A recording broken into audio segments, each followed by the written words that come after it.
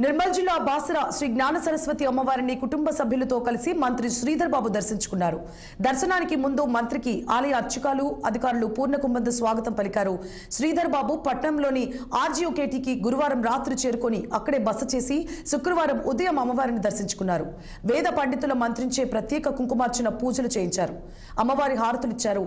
అనంతరం తీర్థ ప్రసాదాలు అందించి శేష వస్త్రంతో సత్కరించారు.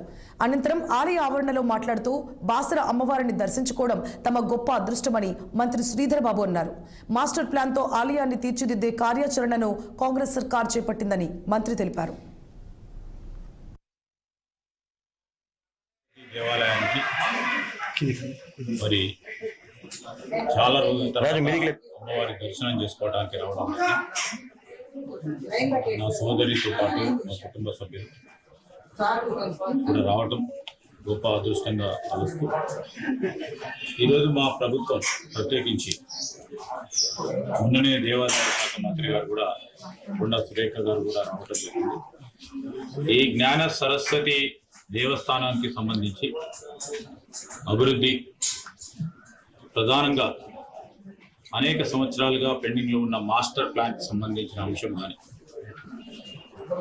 రాబోయే కాలంలో దేవస్థానానికి సంబంధించిన ఇక్కడున్న ఆలయానికి సంబంధించిన పెద్దలు బ్రాహ్మణోత్తములు మరి చెప్పినట్టుగా ఆలయాన్ని తీర్చిదిద్దే ఓ కార్యాచరణ తీసుకుంటామని ఆ ప్రయత్నంలోనే మా దేవాదాయ శాఖకు సంబంధించిన మొత్తం యావత్ విభాగంగా మంత్రి గారి అధ్యయనంలో దానికి తోడు ఈరోజు ఇక్కడ ఒక ప్రధానంగా